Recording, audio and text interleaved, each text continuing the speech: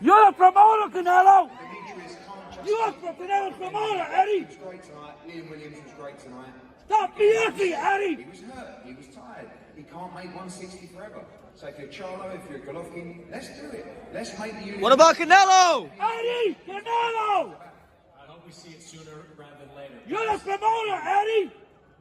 Get Canelo in there. Stop BSing. He said wrong weight. He said wrong weight. He said wrong. He responded to you. He said wrong weight. Yeah. What do you think about that? Pop? Eddie said, hey, Yeah. Eddie said wrong weight. What do you think? Yeah, long way. Eddie don't know what he wants to do. I'm gonna tell him. I'm boo-boo, job. Come on up. He said wrong. All right.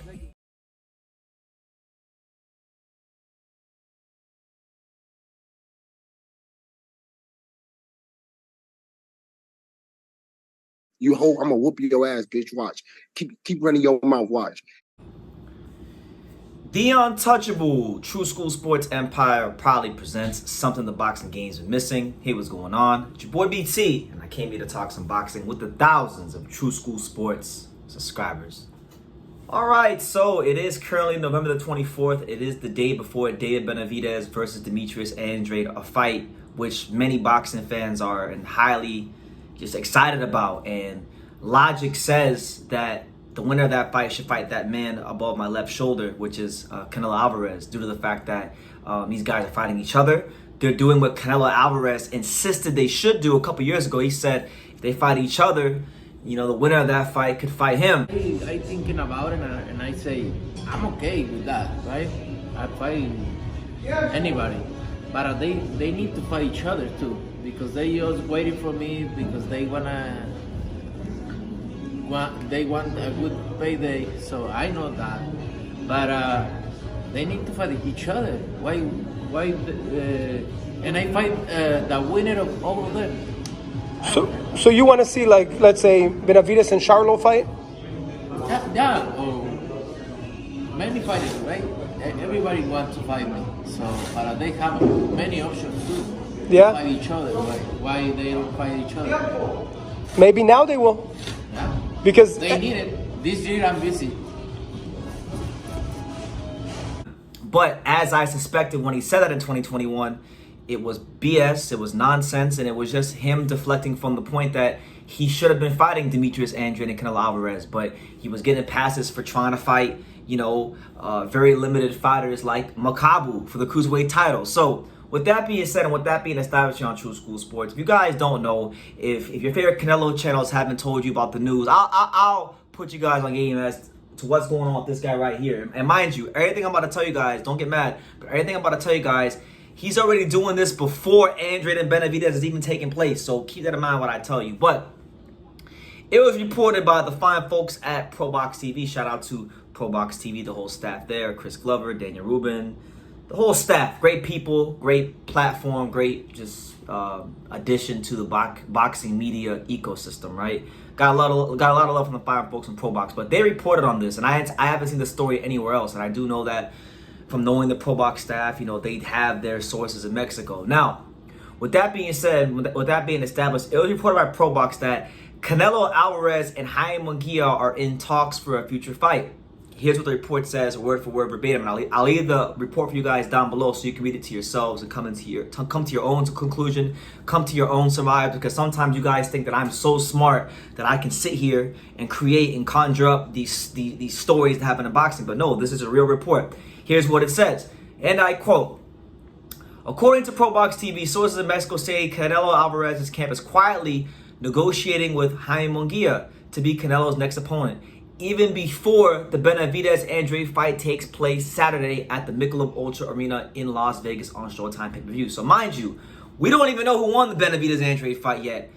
And Canelo's already negotiating fight with Jaime Munguia. And it's crazy that this is happening, because I used to always joke around about this. I used to joke around about this, saying, yeah, you know, people like me want to see him fight Andrade. Many people want to see him fight Benavidez, but he's probably going to fight Jaime Munguia. And here we are. So let's talk about that for a second. Now, if this report is true, which I believe it is, if it is true, Canelo cannot get a pass from anybody, not even his own fanboys. And if you give Canelo a pass for this at this point, you're just at this point. You're just guzzling his kids. You know what I'm talking about. You're just guzzling his kids. You know, you are riding that man's dick, and you're not telling the truth about what's going on here, because, you know, Canelo Alvarez has way too much history with Benavidez and Andrade to where now that they're fighting each other and doing what he insisted they should do, he has way too much history with both those fighters to not fight the winner of that fight. That'll be a big piss stain on his legacy in his career if he doesn't fight the winner of that fight. That's number one. Number two, this is the same Canelo that was going around talking about, I don't fight Mexicans because I represent Mexico. And what is Jaime Munguia? He's Mexican. So it's not surprising. I do think the fight has a big chance to happen. And we do know that Jaime Munguia was negotiating a fight with John Ryder. So the way this is how I see it, all right? This is how I see it. I feel like Munguia will probably try to fight John Ryder early in the year, January or February. I'm not sure. So somewhere in the first quarter of 2024, I think they're going to try to get a John Ryder fight done. And that fight makes a lot of sense for Munguia because John Ryder is a credible 168-pounder. He's got name value now because he fought Canelo in a very entertaining fight. And by beating him, that would give him more credibility, and it would give him a common opponent, a recent common opponent with Canelo Alvarez. And if he beats him, you pivot into a Canelo Alvarez fight in either Cinco de Mayo or Mexican Independence Day in September. That's how I see it. Let's talk about why it's messed up that he's gonna be avoiding Andrade and Benavidez if this report is true. Now, we'll start with Benavidez, right? Because he's the one that the lion's share of the boxing public wants to see Canelo fight. Benavidez is a fighter that Canelo Alvarez has continually downplayed in the media. I'm sorry to ask you this after you go a hard 12 rounds about what's next, but we know you have talked about the Bivol rematch next, but you've also said you hope Ramirez wins that fight. And if Ramirez wins that fight, you don't want to fight him because you're both Mexican. So at 68, the best fight looks like you and Benavidez. He's born in America. He's half Ecuadorian. So does he count as Mexican, or that fight can happen if in the future? I don't know. Anything can happen, But that won't be a reason why I can hold it up that he's Mexican. That like when I guys, always I say this, you share that video and put whatever you want. When I say I don't want to fight Mexican, it's because I represent Mexico. And that's why. But I don't care. I fight anybody. And I fight my entire life, anybody. What do you think? I don't want to fight with Juan Mexico or Benavidez. But look, I hear his dad talking a lot of shit. But look, he's accomplished nothing. One single champion, Anthony Dirrell. Please, don't disrespect myself. Please, guys. He said he only fought one champion, Anthony Dirrell. And mind you, I don't really care about the Canelo Benavidez fight like that, but still, Benavidez, the reality is the facts. Regardless of how I feel or how you feel or how anybody else feels, the fact is, Benavidez never lost a title in the ring. He lost it on the scale, and that's when Canelo Alvarez felt the need to, maneuver the weight classes and try to go undisputed. This man never tried to go undisputed at 160 when Andre had the belt, and we'll get to that in a second. He never tried to go undisputed at 54, but he went undisputed and tried to go undisputed and did it rather swiftly because the landscape favored him in all those matchups against all those champions. The only champion I really give him the most credit for beating is Caleb Plant, but Callum Smith and Billy Joe Saunders were guys that if you were really watching those dudes at that time, you knew that they were right for the picking, straight up. So it's not cool if Canelo doesn't fight Benavidez because Benavidez, in this calendar year, he's fought Caleb Plant, defeated him, and now he's fighting the guy that Canelo Alvarez has refused to fight for. We're going on almost 10 years now, so it's ridiculous. And as far as with Andrade, right, Canelo has never wanted to fight Andrade. Let's take it back all the way to back when Canelo was at 154. There was a point in time where Canelo Alvarez, where it was at 154, he wasn't a champion. Andrade was the WBO champion. Now, Canelo was not ranked. You can even go check what I'm saying. Canelo was not ranked, and I might just leave the links so you guys can go see it for yourself.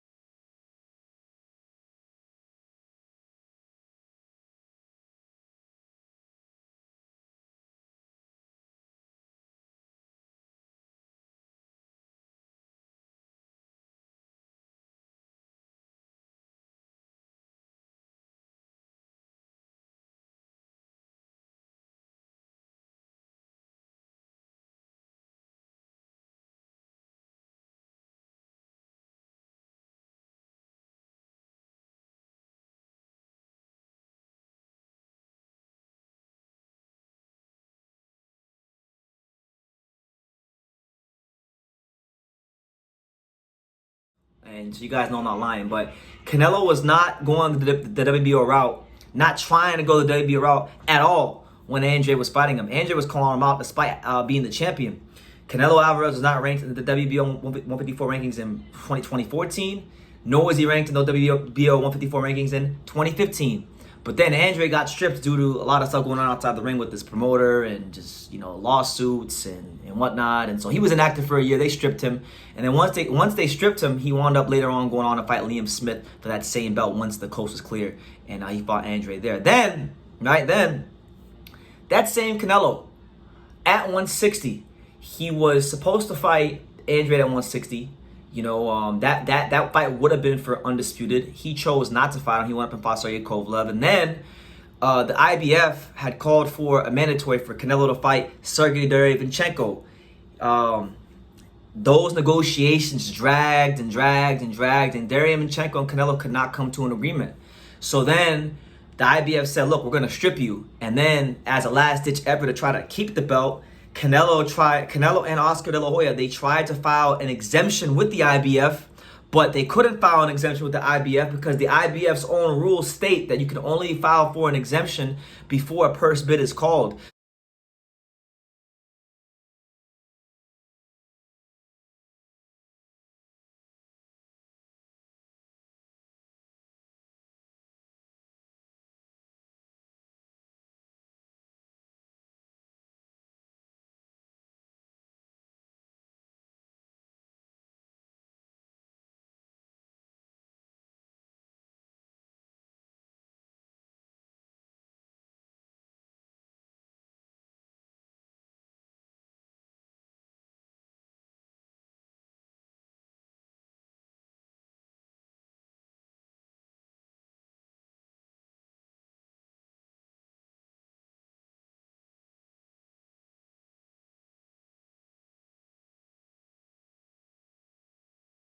Now, the purse bid for Derevyanchenko had already been called, so his request for an exemption was null and void. Therefore, they proceeded to strip him of the IBF. So when a Canelo fan tells me that Canelo Alvarez tried to fight Andre, it's bullshit because he didn't try to fight Andre. If he would have tried to fight Andre, he wouldn't even have tried to negotiate with Derevyanchenko. He would have made an immediate. He would have tried to make an immediate exemption with Derevyanchenko right away, and tried to get that fight squared away because they were with the same promoter at one point in time.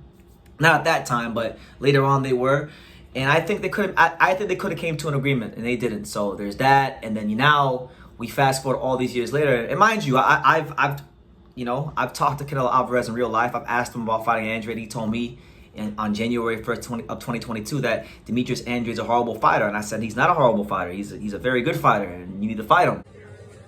Canelo, when you gonna fight Andrade, man? Never. You gonna fight Andre? Canelo. No? Canelo. He's horrible? He's not a horrible fighter. He's a two-time, he's two-division champion. And he wasn't trying to hear it when he was down here in South Florida for the Luis Ortiz, to watch Frank Sanchez on the undercard of Luis Ortiz versus Charles Martin, right? So I had that experience in person with Canelo. I asked Eddie Hearn at the Devin Haney Jojo Diaz press conference. I said, hey, what about fighting Andrade? And Eddie didn't like that. I got one more question. You mentioned getting creative with Demetrius-Andrade, mentioning him going to 168. If he does go to 68, would Canelo be one of those options that you consider making the fight for him if he went up there at 68? Possibly. I mean, he could become mandatory to Canelo Alvarez, but at the end of the day, Canelo wants to fight Makabu. He wants to fight the champions. Yeah. I don't know. Because it'd be a great rivalry fight. They had a lot of history. Of course, yeah. But Canelo's not gonna. Canelo's ducking no one. Let's be honest. He'll fight anybody, but he does want to fight the champions. But if a fight out there makes sense with Demetrius, would he look at it? It's a question for him. But right now, I like Canelo Alvarez trying to become undisputed at 75. Yeah, 75. So Dimitri Bivol, Joe Smith, Beterbiev. He can do that, and if he becomes undisputed at 175 as well, and maybe throw in a little cruiserweight fight as well, but the guy's chasing history and legacy, and he's going to do what him and Eddie Reynoso want to do. Thanks, okay, Eddie. Thanks, Eddie. Appreciate it. Eddie started talking about Canelo fighting Makabu. So I think once Eddie got a taste of the Canelo money, not even he wanted to make the Andrade Canelo fight. So both Benavidez and Andrade have legitimate gripes for not fighting Canelo Alvarez, or for Canelo Alvarez not fighting them. And I've always felt since Munguia became champion all the way back when he fought Saddam Ali that he was gonna eventually get his crack at Canelo, because I feel that the boxing industry always wanted to try to create Munguia as the next Canelo. And I think if they were to fight next from the Munguia side of things, the fights happen at the perfect time. Canelo has had 64 pro fights. He seems to be slipping. Munguia seems to be on the way up. You know, it is what it is. But this is not encouraging news, and I don't care how big of a Canelo fan you are. There's absolutely no way you could excuse Canelo Alvarez for fighting, you know, Munguia when you got the Andre Benavidez winner perfectly available next fights, you know. So just wanted to get that out there and get out in front of it before all the Canelo fans start, you know, doing damage control, because this will become a big story as soon as Benavidez versus Andre concludes and we know who the winner is. But yeah, I want to know what you guys think, and I want to hear specifically from the Canelo fans. What do you guys think about Canelo Alvarez? What do you think about Canelo Alvarez negotiating a fight with Jaime Munguia before the Andre Benavidez fight has even taken place? Leave your comments down below. Make sure you guys take the time to subscribe. And like I say in every single one of these videos, you can love me or you can hate me, but I'm just kidding, Daniel. So until next time, take care, guys. Thank you for watching another video on the untouchable True School Sports Empire. For more great boxing content just like this video, click right here and make sure you subscribe. Much love from sunny South Florida.